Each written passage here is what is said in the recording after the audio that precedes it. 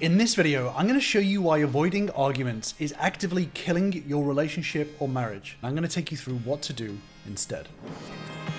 And I thought the same for a long time, that avoiding arguments was a good thing. Keeping the peace, trying to be a good partner, it seems like it's the right thing to do. But as you'll start to notice, avoiding arguments is not a safe move. In fact, it's actively damaging the relationship and will only get worse in time. So let me introduce you to the concept of rupture and repair. The problem is that people interpret fights and arguments and conflict as bad things, as something that needs to be avoided. So we try to avoid conflict, right? Because we assume that the opinions, feelings, and ideas that we share are going to be incompatible with our partners, that there's going to be conflict and there's going to be head-to-head and there's going to be shouting. But if you really think about what you're actively avoiding, you're avoiding the opportunity for both of you to share your thoughts, opinions, ideas, and feelings. Because we assume that they can't coexist. But the fact is, both people are thinking them, they're both feeling them. So by avoiding arguments and conflict, you're actively creating an environment where some opinions, thoughts, and feelings aren't welcome to be shared. But like I said, those feelings still exist. So the pressure to express them starts to build up. And I want you to think of it almost like a volcano, where that pressure builds up and up and up until it can't be held inside anymore. And then the pressure comes out, usually in an eruption, which will be the conflict, the argument. We call this rupture. Rupture is when things beneath the surface start to come out. And the thing is that ruptures are not bad things. In fact, quite the opposite. Ruptures allow feelings to come to the surface. And again, if you think of it like a volcano, volcanoes slowly let out lava all the time. But you may have noticed that there's a second half to rupture. Rupture on its own isn't enough. There needs to also be repair. I want you to think about rupture and repair as kind of like a workout at a gym. If you think about when you go to the gym, in order to get strong muscles, they need to be stressed. They need to be put under some sort of pressure. When you exercise, when you lift weights, tiny tears happen in the muscle fibers. You essentially cause damage to the muscle, but in a very small amount. And then the repair process grows back the bigger and stronger muscles in order to be able to handle that process the next time. But there needs to be a challenge for the muscle to grow. You need to have rupture in order to have repair. So I want you to take a look at this. This is a graph that shows how rupture and repair works. If you look at the first rupture, there's damage, and it looks like the relationship actually takes a bit of a dive. However, as it starts to repair, it builds back up, but it builds back up stronger. And this carries on. And this is what healthy relationships look like. It's not about avoiding rupture. It's about making sure that there is rupture and repair. And over time, as these conflicts, these feelings get shared, the repair process happens and the relationship builds up stronger and stronger. So the healthiest relationships are not ones without conflict. In fact, it's actually the exact opposite. Because if you try to avoid rupture, you're trying to avoid any damage whatsoever.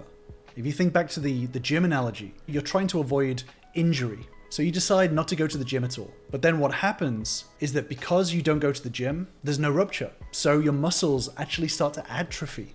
Your muscles start to weaken because there's no growth. And because they're not being actively damaged in small amounts, then they actually start to wither away. And that leads to a greater risk of injury. Because you're not building up your skills, you're not building up those muscles, what happens is you actually run the risk of causing more damage long term because your body is not prepared for any sort of damage, for any sort of rupture. And that leads to a declining overall health. The governing nature of the universe, of everything slowly falling into disorder, your health declines. And this is the same with relationships. If you avoid rupture, then you're avoiding the repair part. You don't develop skills to handle tough situations, tough discussions, and overall the relationship suffers. And again, if a muscle doesn't grow, it atrophies. It gets smaller and weaker. And it's the same with a relationship. If a relationship doesn't grow, it starts to weaken. Rupture without repair is a death knell for a relationship. Does this mean that we need to constantly be looking for arguments and conflicts? No. Just like, again, going to the gym, you don't want to overwork out. You don't want to come in and put too much strain on it because that causes injury. Rupture and repair is all about balance. This is not about causing arguments, causing conflict. This is about ensuring that difficult discussions still happen and are handled in the correct way. And think about the discussions and arguments that you've had. Let's say you've had a string of arguments and you're looking at this 80% failure rate of discussions. which is the reason why you're trying to actively avoid any further confrontation. This will stay as a failure rate forever unless conversations are had. This will increase to 100%. The reason why relationships atrophy and start to weaken over time, even if you're not actively having tough rupture conversations, is because human emotions are self-confirming, which means that as human beings, we look for reasons for our emotions to be validated. So if you're not having tough conversations, both yourself and your partner will start to convince yourself that the relationship is doomed already, and that past conversations are actually even worse because there's nothing to challenge that negative perception. There's no new evidence to show that conversations can be had and end in a successful way. Repair conversations need to start replacing the failed conversations. So because emotions are self-confirming, what happens is your partner has negative interpretations of the relationship, of yourself. Then there is no rupture and repair. So there's no evidence to challenge those interpretations of the relationship, of the idea of hope, of the relationship in general. So those negative emotions start to self-confirm because there's no evidence to the contrary. Those negative feelings start to grow. Because they're self-confirming, they start to get bigger and bigger. And because your partner can't express them, then it leads to even more negative interpretations about you, about the relationship itself. So let's talk about repair and having successful conversations. A lot of people think that successful conversations are conversations that don't have any arguments in them, that don't talk about painful things, where there's no shouting, where you've given solutions, where you've explained your perspective, or where you've stood up for yourself. That's what people often think successful conversations are, but they're all misconceptions. Successful conversations are actually where you actively make your partner feel understood, where you actively listen, where you validate feelings, where you ask questions, where you allow your partner the space to vent, where you've built emotional safety, where you've built an environment for your partner to be able to express their feelings, and where you've grown alignment. These are successful conversations. It doesn't have to be all of these things. It can be some of these things or just one of these things. So how do you craft successful conversations? So just before we jump into the communication skills, I'm actually developing a free relationship bootcamp where I'll dig into all the steps to build and grow a healthy, thriving relationship. So click on the link in the description down below to be first in the know when it's released.